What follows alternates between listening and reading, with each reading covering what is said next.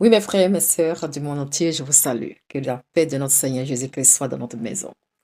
Je suis votre sœur Esther Catherine. Aujourd'hui, je viens pour que nous puissions partager le psaume 114. Ce fameux psaume, pour cela, je vous conseille, là où vous êtes, de prendre votre Bible pour mieux comprendre ce que nous allons partager. On va prendre le côté spirituel de ce psaume et aussi le côté charnel. Ce psaume commence par la sortie du peuple d'Israël de l'Égypte. Nous savons que l'Égypte représente pour chacun de nous notre sortie personnelle de toutes sortes d'esclavage. La mer et le Jourdain dans ces psaumes-là représentent aussi des obstacles qui reculent devant la puissance et la présence de notre Dieu.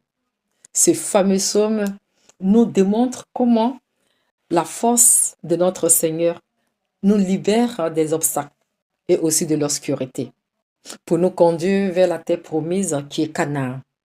Canaan qui est notre aire de repos après la traversée du désert.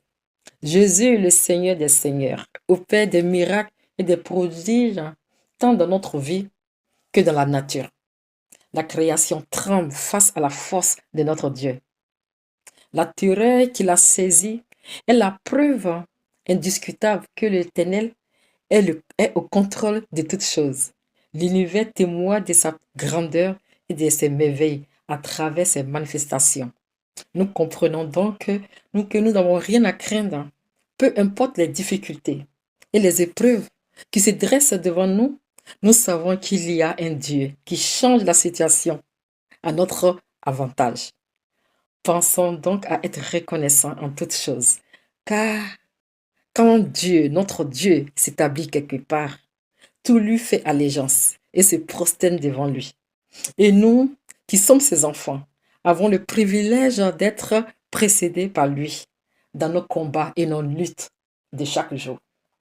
Jésus est notre Seigneur, car c'est le Dieu qui mène les combats pour nous, afin de voir la main puissante de notre Dieu dans notre vie.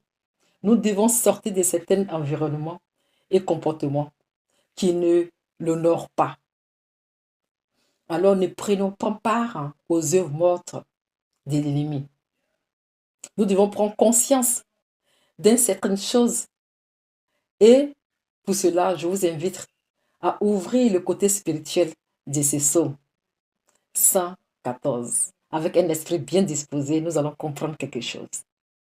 Avant toute chose, rappelons-nous que tous les psaumes